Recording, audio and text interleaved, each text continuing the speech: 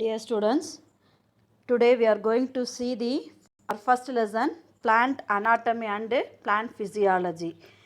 Already we have learned that organ and organ systems in 9th standard, isn't it? So organ, tissue system and organ, how the organ is formed, group of tissues form the organ, isn't it? So which is the basic unit of organism? Cell. A group of cells formed together, tissues. A group of tissue formed together, organ. Many organs formed together, joined together to form the organ system. Okay. So many organ system joined together to form the organism. Okay. So which is the basic unit of organism? Cell is the basic structural and functional unit of all the organism, living organism. Okay. So in this lesson, we are going to see the plant anatomy. What is meant by anatomy? Study of internal and external structure of plant body is called plant anatomy. What is that? Study of internal and external plant body. That means how the tissues and organs are organized in the plant body, how the stem is formed, what are the internal structures of stem, what are the tissues are present in that are we are going to see in this lesson. Okay, so already we know that there are two types of cells. What are they? Meristematic cell and permanent cells. So that means some of the meristematic cells join together to form the meristematic tissues. What is mean by meristematic? Meristematic means it has a continuous cell division.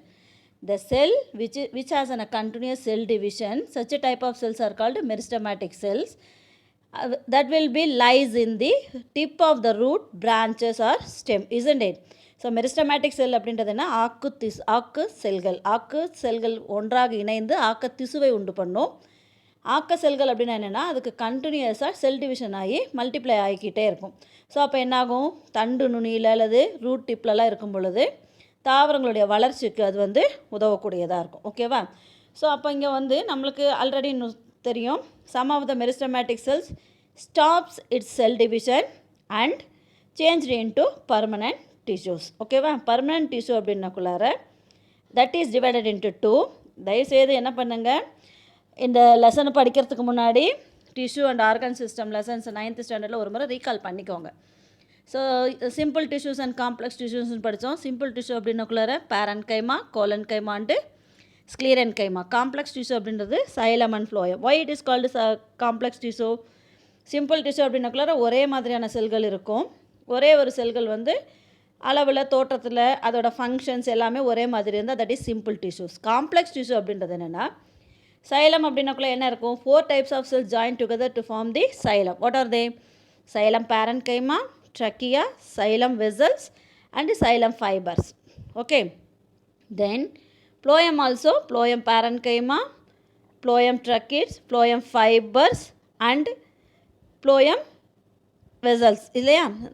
Companion cell. Phloem instead of xylem vessel, in the phloem we should not say that phloem vessel, that is companion cells. Okay.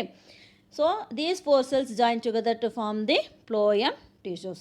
இந்த லெசனில் நம்மளுக்கு என்ன கொடுத்துருக்காங்க அப்படின்னா, just tissue system மட்டும் கொடுத்துருக்குறாங்க. ஓகேவா? நம்மளுக்கு ஏற்கனவே ப்ரீவியஸ் கிளாஸில் நம்ம மெரிஸ்டமேட்டிக் டிஷ்யூ, பர்மனன்ட் டிஷ்யூஸை எலாபரேட்டாக படிச்சிருக்கோம். ஸோ அப்போ இங்கே அந்த டிஷ்யூ சிஸ்டம், என்னென்ன டிஷ்யூ சிஸ்டம் இருக்குது அப்படின்றத மட்டும் கொடுத்துருக்காங்க. ஸோ சாக்ஸ் அப்படின்ற ஒரு டிஷ்யூ சிஸ்டமை 3 டைப்ஸாக கிளாஸிஃபை பண்ணியிருக்காரு. என்ன அப்படின்னா, dermal or epidermal tissue system, ground tissue system, vascular tissue system. Dermal tissue system இதெல்லாமே நான் நம்மளோட ஃபஸ்ட்டு கிளாஸில் எலாபரேட்டாக டயக்ராமோட சொல்லி கொடுத்துருக்குறேன். ஜஸ்ட்டு ஒரு கோத்ரூ தான் பண்ணுறோம். இப்போ dermal or epidermal tissue system அப்படின்னக்குள்ள என்னது, ஒரு ஸ்டெம்மோ அல்லது ஒரு ரூட்டோ இருந்தது அப்படின்னா அதோட அவுட்டர் மோஸ்ட் லேயர் தான் எபிடெர்மிஸ். அதுதான் என்னது, டெர்மல் டிஷ்யூ சிஸ்டம். ஸ்டெம்மாக இருந்தது அப்படின்னா தட் இஸ் கால்டு, ஸ்டெம்மாக இருந்தது அப்படின்னா அது என்ன இருக்கும், எபிடெர்மிஸ். ரூட்டாக இருந்தது அப்படின்னா அது பைலிஃபெரஸ் ஆர் எபிப்ளம்மா. ஓகேவா? ஸோ இங்கே tissue system and its functions இருக்கு இல்லையா?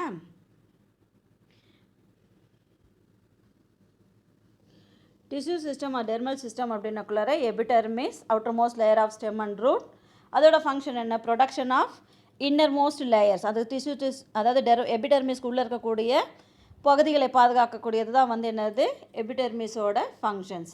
கிரவுண்ட் டிஷ்யூ சிஸ்டம் அப்படின்றது என்னென்னா எபிடெர்மிஸ்க்கு அடுத்து இருக்கக்கூடியது ground tissue system. Parenchyma, collenchyma and sclerenchyma. It is otherwise called cortex region or hypodermis. Most probably it will be given to the strengthen of the plant body as well as sometimes it is used for the storage of food materials. Vascular tissue system அப்படின்றது என்ன? vascular அப்படின்னா என்னது? xylem and phloem together called vascular tissue system. vascular அப்படின்றது xylem and phloem. So xylem is used for transport of water and minerals. phloem is used for transport of food materials. ஓகேவா? இதெல்லாமே நம்ம ஏற்கனவே சொல்லியிருக்கோம் இல்லையா? அடுத்தது வந்து உங்களுக்கு என்ன கொடுத்துருக்காங்க அப்படின்னா இது ground tissue system. Ground tissue system அப்படின்னாக்குள்ள vascular tissue system. Vascular tissue system அப்படின்னா என்னது? Xylem and phloem together called vascular tissue system. இதில் வந்து என்னதுன்னா arrangement of xylem and phloem it may be divided into many types. ஓகேவா? Conjoint vascular bundle, concentric vascular bundle, radial vascular bundle அப்படின்னு 3 main types இருக்குது. ரேடியல் vascular bundle அப்படின்னா என்னென்னா சைலமும் ப்ளோயமும் அரேஞ்ச் இந்த டிஃப்ரெண்ட் ரேடியஸ். ரேடியஸ் அப்படின்னா என்ன? நம்ம ஒரு சர்க்கிள் போட்டோம் அப்படின்னா மேக்ஸில் போடுவீங்க இல்லையா, ரேடியஸ்னால் தெரியும் இல்லையா, அதுதான் ஆரம் அப்படின்னு சொல்லுவாங்க இல்லையா. அப்போ சைலம் ஒரு ரேடியஸ்லேயும் ப்ளோயம் ஒரு ரேடியஸ்லேயும் இருந்தது அப்படின்னா இங்கே இருக்குது பார்த்தீங்களா, xylem and phloem in the different radial. Such type of vascular bundle is called radial vascular bundle. Conjoint vascular bundle அப்படின்னா என்னென்னா கன்ஜாயிண்ட் இஸ் நத்திங் பட் இங்கே வந்து கன்ஜாயிண்ட் கொலேட்ரல் அண்ட் ஓப்பன் கொடுத்துருக்காங்க. கன்ஜாயிண்ட் வாஸ்குலர் பண்டில்னால் xylem and phloem arrange in the same radius. அதாவது ப்ளோயமும் சைலமும் ஒரே ஆரத்தில் ஒன்றுக்கு கீழே ஒன்று ப்ளோயம் மேலேயும் சைலம் கீழேயும் இருந்ததுன்னா that type of vascular bundle is called conjoint vascular bundle. இது ஏன் கொலேட்ரல் அப்படின்னு சொல்கிறோன்னா phloem always faced towards the epidermis. Epidermis அப்படின்றது என்னது? அவுட்டர் மோஸ்ட் லேயர் இல்லையா. அப்போ ப்ளோயம் வந்து வாஸ்குலர் பண்டிலில் வெளிப்பக்கத்தை நோக்கி பெரிபெரல் ரீஜனை நோக்கி இருந்தது அப்படின்னா such type of vascular bundle is collateral. Open அப்படின்னா என்னென்னா in between xylem and phloem the cambium will be present. Cambium அப்படின்றது என்னென்னா during the secondary growth of stem. இப்போ நம்ம வந்து சின்ன செடியாக இருக்கிறது பெரிய மரமாக மாறும் இல்லையா, அந்த மரமாக ஆகிறது எல்லாமே வந்து என்னதுன்னா செகண்டரி க்ரோத், 2ஆம் நிலை வளர்ச்சி அடையும் பொழுது தான் வந்து என்னாகும்? பெரிய மரமாக மாறும். அப்போ என்னாகும்? ப்ரைமரி குட்டி செடியாக இருக்கும் பொழுது அதில் வெறும் சைலமும் ப்ளோயமும் மட்டும்தான் இருக்கும்.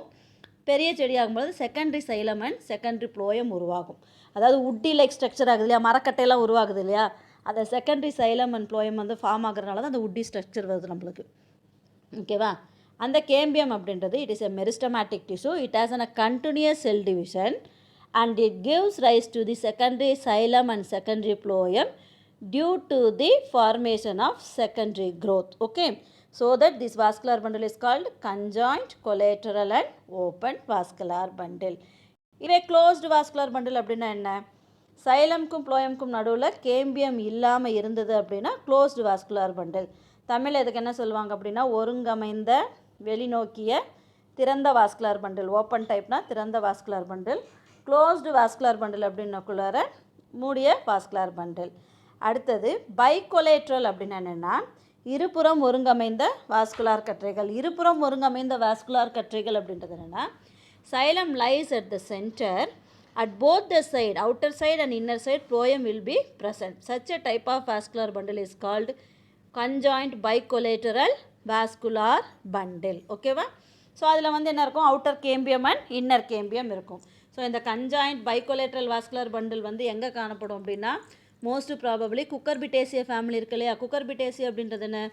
பூசணிக்காய், வெள்ளரிக்காய் எல்லாம் இருக்குது இல்லையா, அந்த தாவரத்தில் வந்து இருக்கக்கூடிய வாஸ்குலர் பண்டில் எல்லாமே பைகொலேட்ரல் வாஸ்குலர் பண்டிலாக இருக்கும். இது வந்து ரிப்பீட்டடாக 2 mark question. Draw the diagram of bicollateral and label the parts of bicollateral vascular bundle அப்படின்றது. ஓகேவா? அடுத்தது கான்சென்ட்ரிக் வாஸ்குலார் பண்டில். கான்சென்ட்ரிக் அப்படின்னா என்னென்னா சூழ்ந்தமைந்த வாஸ்குலார் பண்டில். சூழ்ந்தமைந்த அப்படின்னா என்ன? ஒன்றை சூழ்ந்து மற்றொன்று இருக்கும். அதாவது xylem surrounds the phloem or phloem surrounds the xylem. That type of vascular bundle is called concentric vascular bundle. அதாவது சைலம் நடுவுலையும் அதை சுற்றி ப்ளோயமோ அல்லது ப்ளோயம் சென்டர்லையும் அதை சுற்றி சைலமோ இருந்தது அப்படின்னா such a type of vascular bundles are called concentric vascular bundle. there are two types of concentric vascular bundle, amphicribal and amphivalsal. Amphicribal அப்படின்னா என்னென்னா xylem lies at center, phloem surrounded the xylem. ஓகேவா? அதாவது xylem நடுவில் இருக்கும், phloem வந்து சைலத்தை சூழ்ந்திருக்கும். such a type of vascular bundle is amphicribal. amphivalsal அப்படின்றது என்னென்னா phloem lies at centre, xylem surrounds the phloem. ஓகேவா? ஸோ இதுதான் வந்து வாஸ்குலார் டிஷ்யூ சிஸ்டம். இந்த வாஸ்குலார் பண்டில் ஏதாவது ஒரு டைப் தான் எல்லா பிளான்ஸ்லேயுமே இருக்கும். இதை தவிர எக்ஸார்க் அண்ட் எண்டார்க் அப்படின்னு 2 டைப்ஸ் இருக்குது. எக்ஸார்க் அண்ட் எண்டார்க் அப்படின்னா என்னென்னா, எக்ஸார்க் அப்படின்றது ப்ரோகேம்பியம், நம்ம வந்து அந்த அப்பிக்கல் மெரிஸ்டம் அதெல்லாம் படித்தோம் இல்லையா 9th மெரிஸ்டமேட்டிக் டிஷ்யூஸில் வந்து அப்பிக்கல் மெரிஸ்டம், லேட்ரல் மெரிஸ்டம்லாம் படித்தோம் இல்லையா, அதில் வந்து ப்ரோகேம்பியம் அப்படின்னு படித்தோம் இல்லையா, வாஸ்குலார் கேம்பியம், ப்ரோகேம்பியம். அந்த ப்ரோகேம்பியம் உருவாக்குறது தான் வந்து என்னது, புரோட்டோசைலம் அண்டு புரோட்டோப்ளோயம். இதில் வந்து எண்டார்க் அப்படின்னா என்னென்னா protoxylem faced towards the centre region. That type of vascular bundle is called protoxylem lies towards the centre. Such type of vascular bundle is called endarch xylem. Exarch இது most probably all the stems have the endarch type of xylem. Stem அப்படின்னாவே அதில் என்ன தான் இருக்கும், எண்டார்க் xylem தான் இருக்குது. அதாவது protoxylem வந்து மையத்தை நோக்கியும், மெட்டாசைலம் அப்படின்றது first formed xylem is called protoxylem. Then it will be grow and later அது வளர்ந்து முதிர்ச்சி அடைந்த சைலம் தான் வந்து மெட்டாசைலம் அப்படின்னு சொல்லுவாங்க. ஓகேவா? ஸோ அப்போ புரோட்டோசைலம் மையத்தை நோக்கியும், மெட்டாசைலம் வந்து எபிடெர்மஸை நோக்கி இருந்ததுன்னா அது வந்து எண்டார்க். எண்ட் அப்படின்னாவே என்னது, இன்னர் அப்படின்னு அர்த்தம். அப்போ எல்லா ஸ்டெம்லேயுமே என்ன இருக்கும், எண்டார்க் சைலம் இருக்கும். ஓகேவா? தென் ரூட்டில் எல்லாத்துலேயுமே வந்து எக்ஸார்க் சைலம் இருக்கும். எக்ஸார்க் அப்படின்னா என்னது, இதோட ஜஸ்ட் ஆப்போசிட். புரோட்டோசைலம் டுவோர்ட்ஸ் த எபிடெர்மிஸ் ரீஜன். ரூட்டில் அது எபிடெர்மிஸ் என்ன சொல்லுவோம், எபிப்ளம் ஆர் பைலிஃபரஸ் லேயர். Very good. ரூட்டில் வந்து it faced towards the எபிப்ளமா and metaxylem faced towards the centre region. அது வந்து எக்ஸாக்ட் டைப் ஆஃப் சைலம். இந்த vascular tissue system very very important repeated public 5 mark questions. ஓகேவா? இது எல்லாமே கேட்டாங்க அப்படின்னா நான் ஒரு சார்ட் போட்டு நாளைக்கு வந்து அதை ஃபோட்டோ எடுத்து அனுப்புகிறேன். அதே மாதிரி சார்ட் போட்டு நீங்களும் ஒவ்வொரு நேமுக்கு கீழேயும் என்ன பண்ணுறீங்க, அந்த டயக்ராம் வரைஞ்சி அதோட நோட்ஸ் எழுதுனா போதும். இது வந்து ஃபுல்லாக 5 மார்க் கொஸ்டின்ஸ். இல்லை அப்படின்னா சம்டைம்ஸ் ஏதாவது 2 கேட்பாங்க. Write about the concentric vascular bundle அப்படின்னா you have to write the definition of concentric vascular bundle. Then you have to classify that one, amphicribal and amphivalsal. இல்லை அப்படின்னா draw and label the structure of bicollateral vascular bundle. இந்த மாதிரி ஏதாவது ஒரு question கண்டிப்பாக இதிலிருந்து வரும். ஓகேவா? இது வரைக்கும் புரியுதா? நெக்ஸ்ட் வந்து internal structure of dicot root.